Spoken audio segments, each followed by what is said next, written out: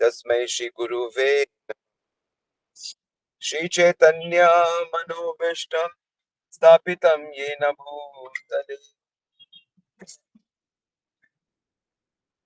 स्वयं रूपा कदा मह्यं ददाति स्वपदान्तिकम्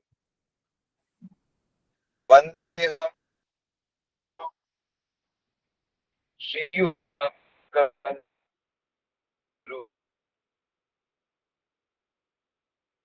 श्रीरूपं साग्रजातं सगन रघुनाथान्वितं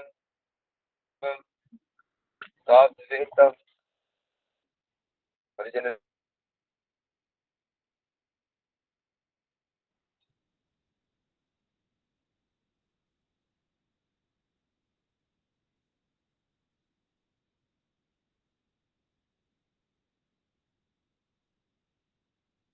श्री कृष्ण चैतन्य प्रभु नित्यानंद श्री अद्वैत गदाधर शिवासादि गौर भक्त वृंदा। हरे कृष्णा कृष्णा कृष्णा हरे हरे, हरे राम राम राम हरे हरे।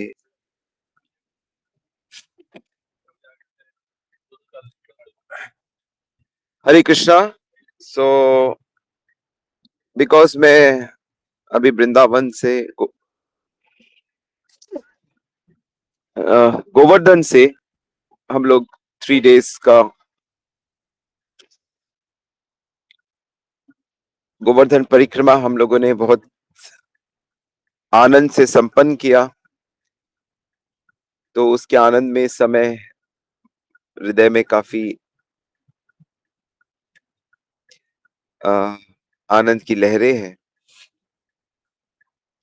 तो ट्रैवल कर रहा हूं इस समय, तो मैं डायरेक्ट क्लास करना मुश्किल है, लेकिन आप लोग कुछ भी पूछ सकते हो तो हम उसकी चर्चा करेंगे। कृष्ण चर्चा कहीं से भी की जाए वो बड़ी मीठी होती है।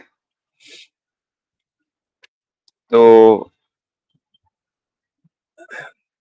हम लोगों ने, जब तक आप लोग क्वेश्चन फ्रेम करो, मैं आपको 2 एक पॉइंट बताता हूं।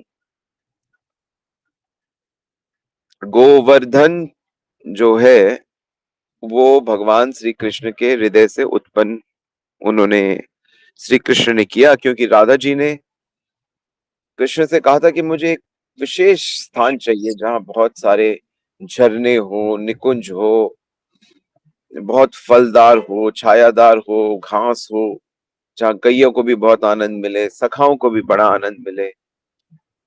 तो श्री कृष्ण ने राधा जी की इच्छा के अनुसार इस गोवर्धन को प्रकट किया था गोलोक धाम में। और शुरू में ये इतना बड़ा हो गया था कि बहुत ज्यादा बड़ा बन गया था, फिर कृष्ण ने उसको थोड़ा छोटा किया।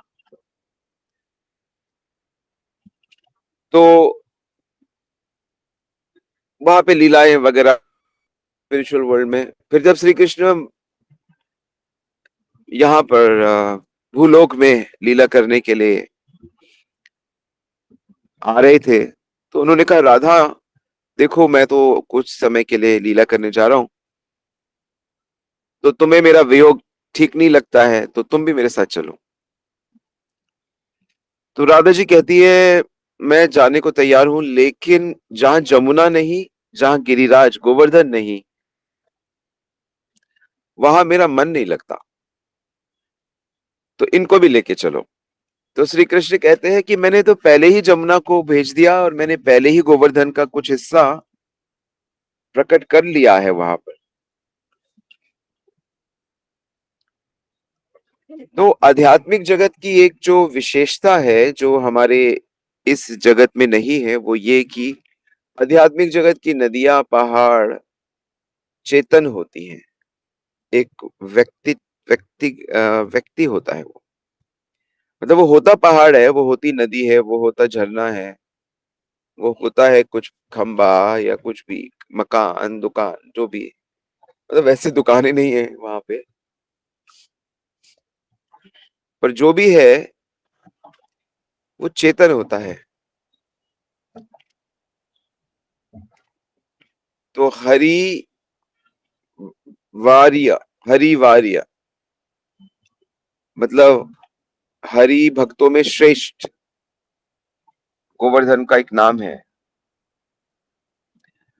और हमारे सब आचार्य यही प्रार्थना करते हैं कि हम गिरि गोवर्धन के निकट रहे। तो हमारे सब आचार्यों ने इसकी, सनातन गोस्वामी तो 7 बार परिक्रमा, 7 कोस की परिक्रमा प्रतिदिन करते थे। और जब बूढ़े हो गए,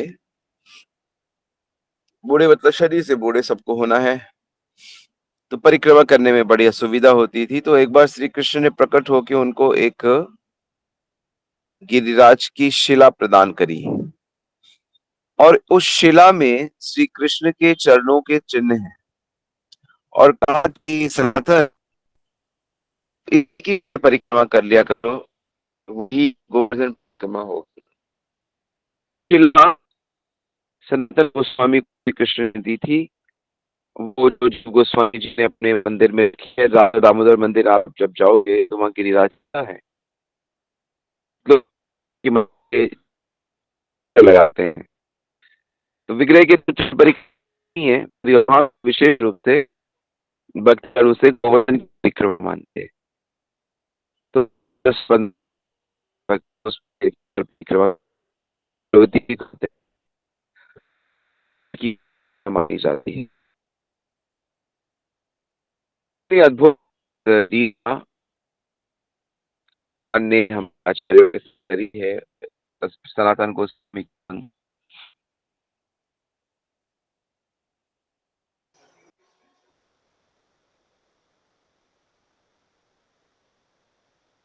को भक्ति रस के ना समझने वाले गूढ़ रहस्य अपने शास्त्रों के माध्यम से समझाएं।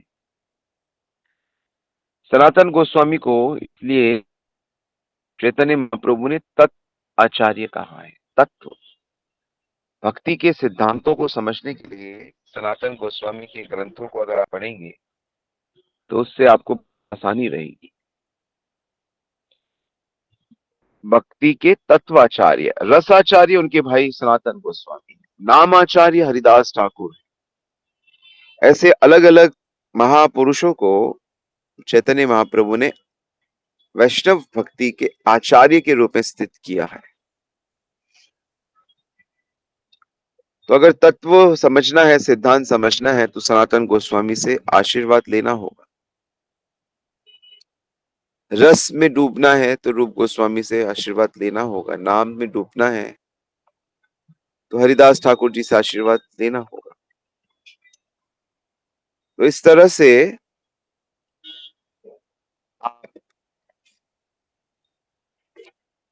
प्रकट हुए, गिरिराज जी प्रकट हुए, और भगवान ने उनको अपने कमल रूपी हाथ में 7 दिनों तक धारण किया। 7 दिने उठाए गिरिवर धारी, और इंद्र का अभिमान तोड़ा। तो मेनली ये लीला जो है ये हमें सिखाती है, हमने इसकी चर्चा करी थी कि अनन्य भक्ति हो, भगवान में अनन्य भक्ति हो, किसी और के आश्रय की आवश्यकता नहीं है।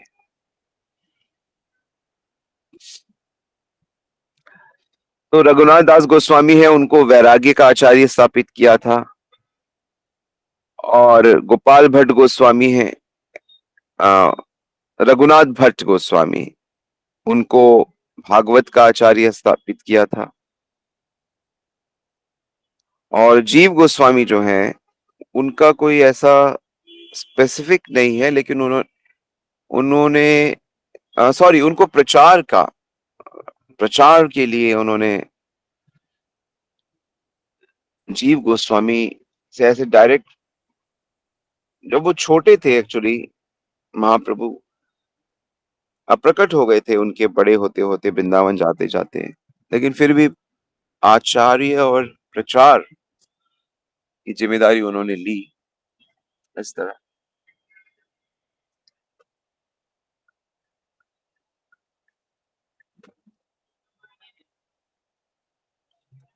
यस। तो कोई प्रश्न है तो आप प्लीज मुझसे पूछिए।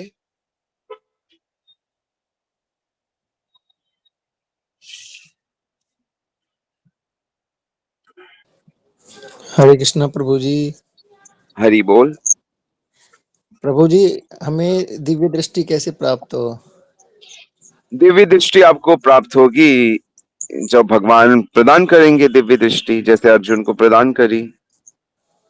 तो अगर आपको आध्यात्मिक चीजें देखनी है, उसके लिए हमें अपने मन का के अंदर, बुद्धि के अंदर जो भौतिक बीमारी है, कल्मश है, उसे ठीक करना है। उसके लिए हम सब साधना करते हैं। तो अगर आपका प्रयास सिंसियर है, आप वाकई चाहते हो कि भगवान मुझे वो प्रेम की आंखें प्रदान करो ताकि मैं आपके दर्शन कर सकूं, तो आप ईमानदारी से प्रयास करोगे तो आप प्राप्त हो जाएगी। जी प्रभु जी, मेरा यही मकसद है जी जिंदगी का। हाँ, तो ये तो होना ही चाहिए। सब संतों का, साधुओं का यही तो है कि भाई, जैसे हमारे वैज्ञानिक हैं, हमारे वैज्ञानिक हमेशा ये प्रश्न करते हैं, सब आया कहां से। वो ये सारी जो चीजें चल रही हैं, जितना वैज्ञानिक लोग तो चीजों को फिजिक्स की, केमिस्ट्री की, गणित की नजरों से देखते हैं, बड़ा ही लॉजिकल देखते हैं, समझते हैं। तो वो कहते हैं इतना परफेक्ट चीजें कैसे आ गई, प्रकृति कितनी महान है। तो लेकिन इस तरीके से हम प्रकृति के बाहर नहीं जा सकते। प्रकृति के नियम हम देख रहे हैं, लेकिन नियम कर्ता तक हम नहीं जा सकते, क्योंकि नियम नियम बनाने वाले तक नहीं ले जा सकते। दृश्य, जैसे दृश्य कोई चीज दिख रही है, उसको दृश्य कहेंगे। तो उसको जो देखने वाले आप हैं, दृष्टा, तो दृश्य से दृष्टा तक नहीं पहुंचा जा सकता। दृष्टा दृश्य के बाहर है। तो भगवान अपनी प्रकृति के बाहर है।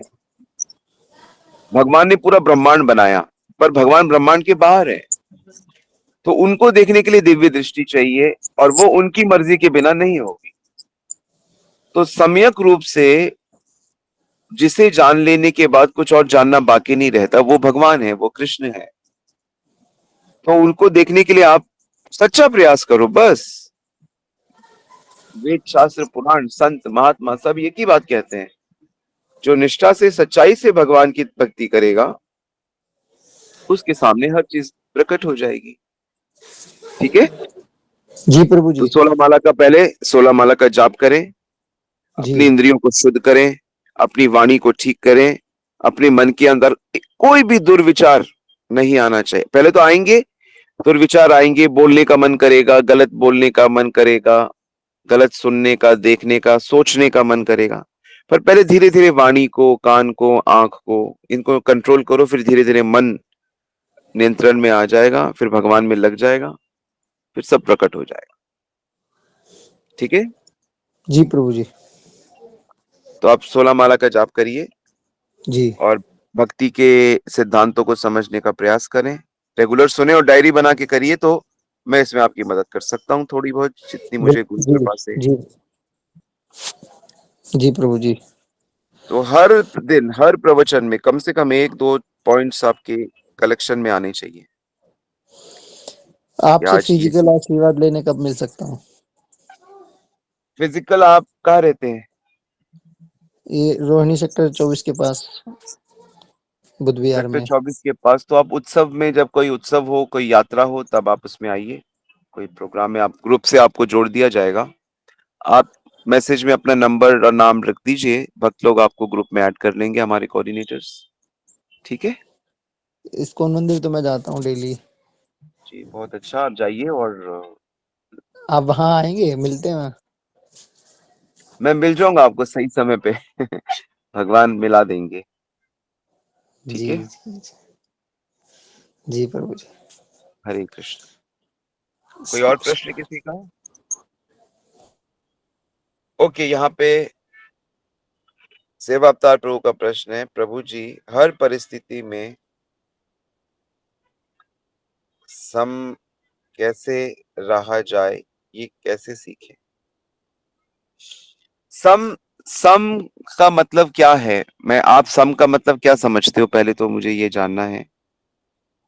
सम का एक मतलब होता है कि कोई भी परिस्थिति, चाहे दुख की है चाहे सुख की, हम उसमें अपनी सेवा करते रहते हैं, अपना कर्तव्य करते रहते हैं, तो ये भी सम अवस्था है। या मेरे को कोई फीलिंग ही ना हो, मुझे कुछ फील ही ना हो, क्या ये सम अवस्था आप सोच रहे हो? तो ऐसा सम अवस्था भक्तों के लिए नहीं है। भक्तों को फीलिंग होती है, क्योंकि भक्तों का हृदय पत्थर का नहीं है, वो नीरस तपस्वी का हृदय नहीं है। भक्त लोग आपस में मिलते हैं तो उनको आनंद होगा, भक्त लोग बिछड़ेंगे तो उनको दुख होगा, ये सब होगा। लेकिन भक्त लोग माया की मार से व्यथित नहीं होते। भक्त लोग माया की चाल के कारण भक्तों से द्वेष नहीं करते। भक्त लोग अपनी साधना, अपनी भक्ति कमजोर नहीं करते। तो सम होने का जो एक्चुअल मतलब होता है कि कोई भी परिस्थिति हो, सुख की, दुख की, अनुकूल, प्रतिकूल, मान, अपमान या द्वंद जिनको कहते हैं, भक्त अपनी हर परिस्थिति में भगवत कृपा अनुभव करता है, क्योंकि वो जान गया है कि भगवान के सैंक्शन के बिना हो नहीं सकता। तुलसी भरोसे राम के निर्भय होके सोए। तुलसी भरोसे राम के निर्भय होके सोए, अनहोनी तो होनी नहीं और होनी होए सो होए। कहते राम जी के बिना तो कुछ हो ही नहीं सकता, तो गलत तो हो ही नहीं सकता, इतना भरोसा है, और जो होना है सो होगा, इसमें क्या है। सो तुलसीदास इस तरह से, क्योंकि वो अति शुद्ध अवस्था में, प्रेम की अवस्था में रहते हैं। तो सम का मतलब यही है प्रभु, कि कोई भी परिस्थिति है उसमें हम अपने कर्तव्यों पे व्यथित ना हो, अपनी साधना में व्यथित ना हो, हम मन से हतोत्साहित ना हो, हम निराश ना हो, और हम अपनी कर्तव्य, सेवा, उत्साह, निश्चय, हर चीज में हम वैसे ही रहें जैसे किसी भी परिस्थिति में रहें। मतलब परिस्थितियां हमारी भक्ति में हमें डिस्करेज नहीं कर सकती। ये होता है सम का मतलब, हर अवस्था में समान है। पर अगर आप ऐसे सोचते हो कि नहीं मुझे कुछ फील ही नहीं हो, फीलिंग ही नहीं होगी, ऐसे, ये ठीक, ये चीज नहीं है। ये सम का मतलब ये नहीं होता। दुख सुखे समे कृत्वा लाभा लाभो जया दयो तथा युद्धस्व भारत। भाई अर्जुन को फीलिंग हो रही थी, द्रौपदी का अपमान हो रहा था तो उन्हें खराब लग रहा था, उनके भाई उनके राज्य को छीन लिया गया, उसे खराब लग रहा था। लेकिन इससे वो भक्ति के सिद्धांतों को, जीवन के जो सिद्धांत हैं, वो उनको नहीं तोड़ रहे थे, वो अधर्म पे नहीं जा रहे थे, वो नशे में नहीं जा रहे थे, वो अपने कर्तव्य पे ही अडिग थे। ये बात है। ओके। क्वेश्चन है सगुन प्रभु का, प्रभु जी कृष्णा कॉन्शियसनेस की कीमत वॉल्यूम बताई गई है। बिल्कुल ठीक कहा आपने प्रभु जी। इस वॉल्यूम को मुझे ज्यादा से ज्यादा यूज करना है। मैं कैसे फ्री टाइम में कृष्णा एब्जॉर्प्शन में रहूं। देखो, जैसे कई बार बताया गया है कि ये जो हमें भक्ति का रास्ते पे हम चल रहे हैं, तो हमारा जो पहला स्टेप है वो क्या है? संबंध ज्ञान हासिल करना। हमें चीजें समझनी है। अभी पहले हमें सिद्धांतों को अपने जीवन में अप्लाई करना, पहले तो जानना है, फिर उसको उसका अप्लाई करना है। तो पहले संबंध ज्ञान जानो, थियोरेटिकल जानो, अच्छे से जानो, सबसे बड़ों से आशीर्वाद मिले, सेवा करेंगे तो आशीर्वाद मिलता है, आशीर्वाद मिलता है तो मन और ज्यादा चीजों को ठीक से समझता है। फिर उसके बाद उसका पालन करो, अभिधेय जैसा कहा जाता है, उसका उसको अप्लाई करो लाइफ में। किस लिए अप्लाई कर रहे हो? ताकि हमारा कृष्ण से लगाव बढ़े, प्रेम बढ़े, आनंद। कृष्ण जितना परसेंट, जितना समय मन भगवान में लाए, बस उतना ही एक्चुअली में आपको अनुभव होगा। अदरवाइज मन परेशान, ट्रबल, कि अरे भाई ये दुख खत्म क्यों नहीं हो रहा, ये परेशानी जा क्यों नहीं रही, इतने उपाय कर लिए, लोग बहुत कुछ कर रहे हैं, लोग करोड़ों रुपए खर्च रहे हैं, लाखों रुपए,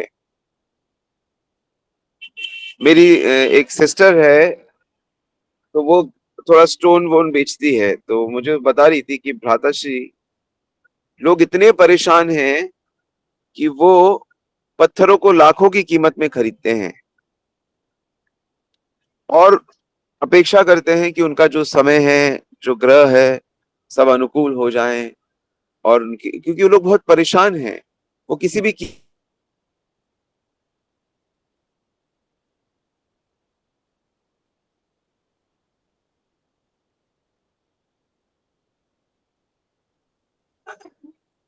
तो संबंध, अभिधेय, प्रयोजन। प्रयोजन क्या है कि मन भगवान में लगा रहे। तो इसकी ट्रेनिंग हमें मिली नहीं, बचपन से हमें कहाँ सिखाया नहीं गया। हमको तो ये सिखाया गया कि धन कैसे मिलेगा, बड़ा कैसे बनेंगे। हमारी बंगला में कहावत है, पढ़ाशुना करे जे गाड़ी घोड़ा चौड़े से, कि जो पढ़ेगा लिखेगा वो गाड़ी घोड़ा उसको सब मिलेगा।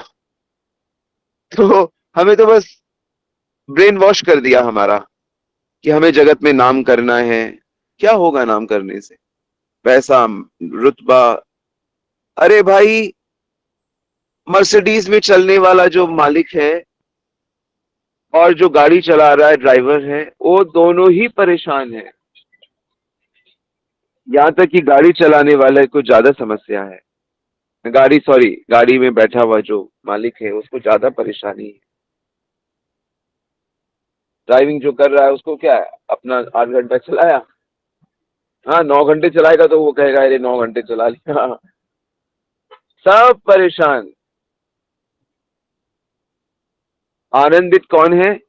जिसने भक्ति को समझ लिया, भक्ति में जिसको स्वाद आने लगा, वो सच्चे में भाग्यशाली है। तो अगर आपको कृष्णा कॉन्शियसनेस का रस चाहिए, तो आपको पहला स्टेप है, सिद्धांतों को समझो। उसमें भी बहुत आनंद आएगा, बहुत आनंद आएगा जब एक एक चीज आपके हृदय में प्रकट होगी। दिव्य ज्ञान हृदय प्रकाशिता, जाहर प्रसादे भाई ए भव तरिया जाए। इसलिए वैष्णवों के प्रति, गुरु के प्रति जितना अधिक सम्मान की भावना होगी, उनके महात्म्य को समझोगे, तभी हम प्रेम कर पाते हैं। तो तत्व ज्ञान होगा तो वैष्णव हो, गुरु हो, ग्रंथ हो। इसलिए कई जगह पे हमारे यहाँ ग्रंथों की पूजा की जाती है। वैष्णवों की तो पूजा करते ही करते हैं, प्रकट रूप से भी घर आते हैं तो कई तरह से उनकी पूजा करते हैं, सम्मान देते हैं। और अप्रकट होने पे उनको, उन तभी उनका सम्मान करते हैं, उनकी तिथियों को मनाया जाता है, आविर्भाव, तिरोभाव। तो इनके आशीर्वाद से, ग्रंथों की समझ से धीरे धीरे हम लोग प्रगति करते हैं। और इस युवा अवस्था में, विदेश में आप रहते हो, मुझे पता है कनाडा में आप रहते हो, और युवा अवस्था है, इंद्रियां एकदम मजबूत हैं। तो इस अवस्था में अगर आप भक्ति कर सकते हो, कर रहे हो, तो ये आपका बहुत बड़ा भाग्य है। आप चुनिंदा विशेष आत्मा हो। तो इस तरह से आप उस चीजों को समझने का, मैं जो रिकमेंड करूंगा कि चीजों को पहले अच्छे से समझो। तो भगवत गीता का स्टडी करो, श्रीला प्रभुपाद की बुक्स का। प्रभुपाद कहते हैं, don't read my books, study my books. I have not written these books for selling और डिस्ट्रीब्यूशन ओनली। पहले चीजों को समझना है, अप्रिशिएट करोगे। और मैं अब बड़ा भाग्यशाली मानता हूँ अपने आप को कि मैंने पहले 2 साल में ही प्रभुपाद के सारे बुक्स मैंने पढ़ दिए, और कई कई बार पढ़ लिए। और मुझे तो ऐसा नेक्टर मिलता था उन बुक्स को पढ़ने में, कि मैं आपको बता नहीं सकता कि वो मैंने क्या अनुभव किया है उनको। और आज भी जब मैं कुछ प्रभुपाद की बुक्स पढ़ता हूँ, तो मुझे एक ऐसा सुख मिलता है जो किसी पार्टी में भी, मतलब किसी उत्सव में भी मुझे उतना आनंद नहीं आता है जितना मुझे प्रभुपाद के बुक्स पढ़ने में आता है। तो शायद उनकी कृपा से थोड़ा थोड़ा सिद्धांत समझ में आ रहा है, जो मैं आपके साथ शेयर करता रहता हूँ। तो प्रभु, आप पहले सिद्धांत अच्छे से समझो, ठीक है?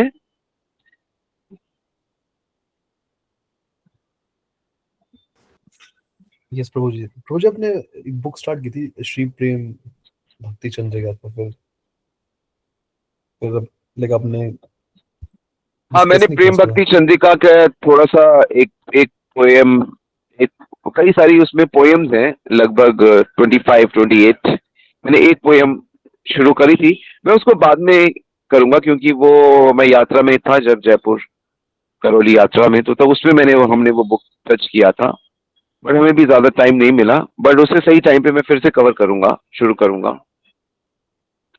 ओके, तो प्रभु जी, आप और अभी प्रभु जी प्रभुपाद की बुक्स एक एक करके पढ़ना शुरू करो, थॉरली स्टडी प्रभु करो, जी, like Prabhupada has asked.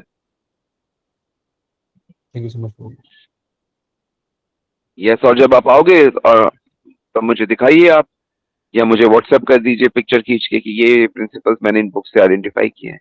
This is how we have to spend our time, आचार्यों के ग्रंथों को पढ़कर। और जब आप आचार्यों के ग्रंथ पढ़ते हो तो उनका एसोसिएशन मिलता है, वो हमारे सामने होते हैं।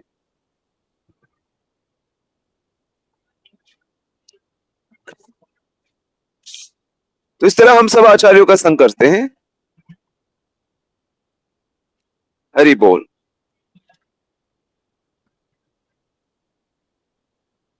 ऑल राइट, कोई एक प्रश्न है तो ले सकते हैं, अदरवाइज हम यहाँ रुक सकते हैं।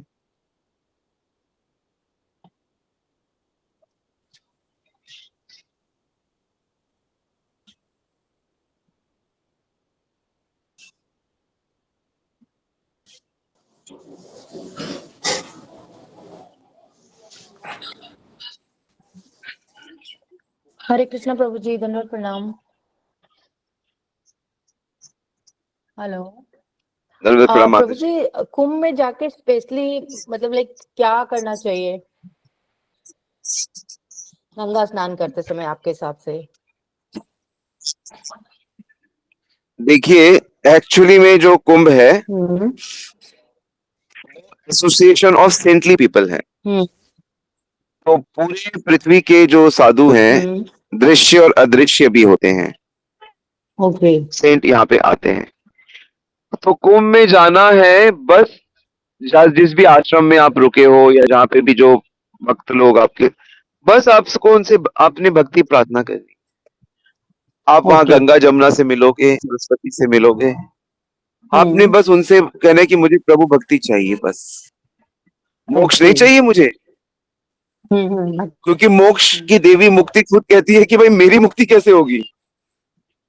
अच्छा। मुक्ति कहे गोपाल से मेरी मुक्ति कैसे होए। तो भगवान कहते हैं कि मेरे भक्तों के जो चरण रज है ना, उससे तुम्हारी मुक्ति होगी, मतलब तुम्हें वो प्रेम मिलेगा। ओके।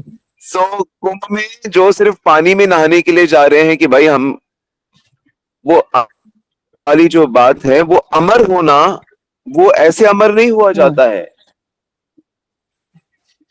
जैसे मैंने आपको बताया था कि गंगा जमुना के साथ सरस्वती तीन का संगम है, और सरस्वती जो है यहाँ पे, गंगा जी जो है वो भगवान की चरण है, चरण जल है वो।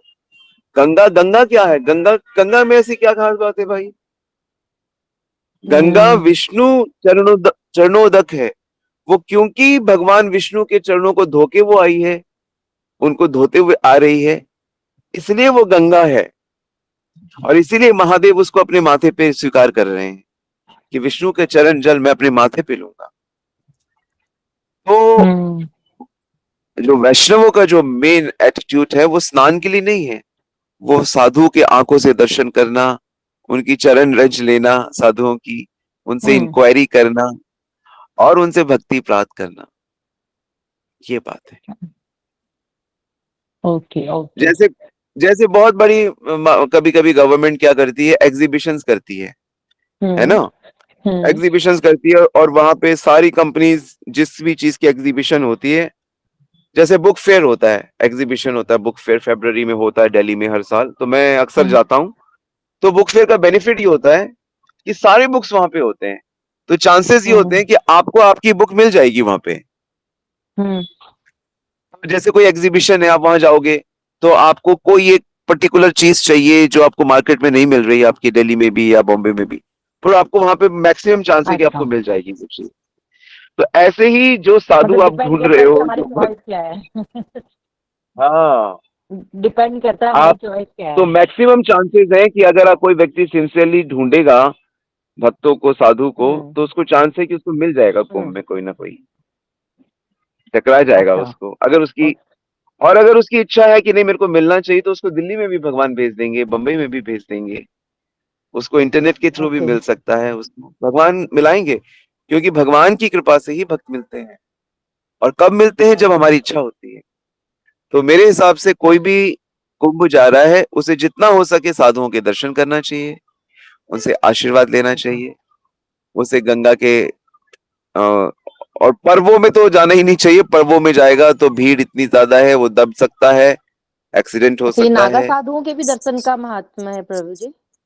हाँ, तपस्वी हैं वो नागा साधु। देखिए, नागा साधु जो हैं, दे आर बेसिकली तपस्वी। या वो ईश्वर की हाँ। आराधना करते, तो हम उनसे आशीर्वाद ले सकते हैं कि आप हमारी भगवान की भक्ति दीजिए हमें। अच्छा सिंपल अच्छा। बात है। ओके। और ये नागा साधु साधु कोई वो थोड़ी है जो हिमालय की कंदराओं में रहते हैं। ये हमारे बीच में ही अखाड़े में, मंदिरों में रहते हैं, हमारे शहरों में, धामों में, तीर्थों में हम्म रहते हैं। ये हम्म बस हम्म हम्म। कुंभ के समय में नागे का रूप धारण कर लेते हैं। ये अच्छा। ओके। ऐसा होता है ये। इसीलिए ये दिखाई नहीं देते, क्योंकि ये नॉर्मल साधु बन के रहते हैं। अच्छा अच्छा अच्छा लेकिन अच्छा। ये कुंभ ओके। में ये अपने इनका जो कोई एक जिस संप्रदाय में ये दीक्षित हैं, उनका हाँ हाँ। ऐसा भाव है कि कुंभ के समय में आपको दिगंबर रहना है, आपको पूरा ऐसा रहना है, ऐसा तपस्या अच्छा करना अच्छा है। अच्छा। ये उसको फॉलो हाँ करते हाँ। हैं। ठीक हम्म। है। ठीक है प्रभु जी, थैंक यू प्रभु जी। हरे कृष्णा, धन्यवाद, प्रणाम प्रभु जी। हरि बोल। भक्तों को भक्तों को कुंभ से बहुत ज्यादा बड़ी चीज मिली है। धर्म, अर्थ, काम, मोक्ष। तो मोक्ष की नगरी, मोक्ष का पर्व कह रहे हैं। तो भक्तों को मोक्ष तो चाहिए नहीं। भक्त भक्त तो कहते हैं कि प्रभु नरक दे दो, मोक्ष न दो। अभी ये बात कोई मोक्ष के पीछे पागल है उसको कहा जाए तो वो तो गुस्सा हो जाएगा। वो कहेगा व्हाट इज दिस नॉनसेंस। वेद शास्त्रों में ये कहा है, इसमें ये कहा, उसमें ये कहा है कि जीवन का परम लक्ष्य मोक्ष है। हमारे सब ऋषि मुनि, हमारे ये वो सब क्या जानते नहीं थे? और तुम ये कल के लड़के, या तुम ये लेडी हो, तुम ये क्या जानती हो? तो आप उनको सिखा नहीं सकते। जैसे जो मेहनत करके पैसे कमाने वाले लोग हैं, आप उनको नहीं सिखा सकते, क्योंकि उनका कर्म का सिद्धांत है। वो कहेंगे मेहनत करते हैं, चीजें इन्वेंट होती हैं, चीजें बिकती हैं, लोगों को फायदा होता है, दवाइयां बनती हैं। तुम कहाँ ये प्रेम प्रूम बीच में लेकर आ रहे हो? कर्म से सब होता है। तो इसी प्रकार क्योंकि लोगों की चेतना अलग अलग होती है, इसलिए हर किसी को हाईएस्ट लक्ष्य नहीं बताया जा सकता। ठीक है। हाँ, तो हरे कृष्णा प्रभु जी, धन्यवाद, प्रणाम। प्रभु जी, बस एक क्वेश्चन है मेरा। जो महाकुंभ नहीं जा पा रहे हैं, तो प्रभु जी तो फिर कोई ऐसे तो कोई बात है नहीं ना कि हम कोई दुख, बहुत ज्यादा दुख हाँ, करने वाली देखिए, बात कि हम नहीं जा आध्यात्मिक पा रहे हैं। आध्यात्मिक चीजें कैसे काम करती हैं, सब लोग नोट करिए। आध्यात्मिक चीजें या भौतिक चीजें भी, पर मेनली आध्यात्मिक चीजें कैसे काम करती हैं। आपके पूर्वज चले गए कई वर्षों पहले, ऊपर चले गए, और आप उनको कुछ भेज रही हो। कैसे भेजती हो? कि ब्राह्मण को कुछ भोजन कर दिया, भोजन, पिंडदान कर दिया, कुछ दान कर दिया, और ये माना जा रहा है कि वो उनको मिल गया। किसी भी लॉजिक से ये बात समझ में नहीं आएगी आपको कि ये कैसे संभव है कि भाई यहां इसको हम खिला रहे हैं, इस ब्राह्मण को, इसका पेट भर रहा है, इसकी झोली भर रही है, हमारे पूर्वजों को कैसे मिल रहा है? और ना ही आप इसे सर्टिफाई कर सकते हो। कैसे पता करोगे? वो विज्ञान है ही नहीं। आप वेद व्यास जी तो है नहीं कि आपको दिव्य दृष्टि दे दी कि जाओ खुद ही देख लो मिल रहा है कि नहीं मिल रहा। तो आध्यात्मिक चीजें कैसे काम करती हैं? आपकी इच्छा है, मन है यहाँ पे जाने का, ये दान करने का, ये समझने का, वो इच्छा होते ही वो चीज कनेक्ट हो जाती है। This is how spirituality works. आध्यात्मिकता श्रद्धा पे वर्क करती है। अगर आपकी श्रद्धा है, अगर आप चीजें जानना चाहते हैं, तो भगवान सारे अरेंजमेंट करेंगे। आप कुंभ जाना चाहते हो गया कुंभ आपका। जाने का मौका मिल गया भक्तों के संग, चले जाओ। नहीं मिला, प्रभु का नाम लो। प्रभु का नाम कई कई कुंभों से आगे है। ठीक है, हाँ जी थैंक यू प्रभु जी। हरे कृष्णा दंडवत। यस। जो वैष्णव है, जो भक्ति के रास्ते में है, अब नंद महाराज ने लीला सुनी कि गंगा में नहाने से मुक्ति होती है। कह रहे हम तो जा रहे गंगा नहाने हरिद्वार। कन्हैया ने कहा कहीं जाने की जरूरत नहीं है, ब्रज में सब कुछ है। अपने मन से उन्होंने गंगा को प्रकट किया, मानसी गंगा। हम लोगों ने वहीं से मानसी गंगा में आचमन करके ही परिक्रमा शुरू की जाती है वास्तव में गोवर्धन की। तो वहां भगवान सबको ले गए और वहां पे उसको फिर गंगा जी ने स्वयं प्रकट होके उन्होंने बताया कि हाँ मैं ही गंगा हूं, मैं प्रभु की सेविका हूं। तो कहने का मतलब यह है कि भक्ति करने वाले जो होते हैं वो परिपूर्ण होते हैं।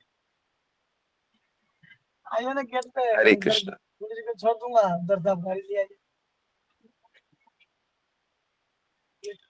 ऑलराइट, तो हम लोग आज यहीं रुकते हैं। Thank you very much. Jagat Guru Shri Prabhupada की जय, श्री गुरु महाराज की जय, समस्त भक्त।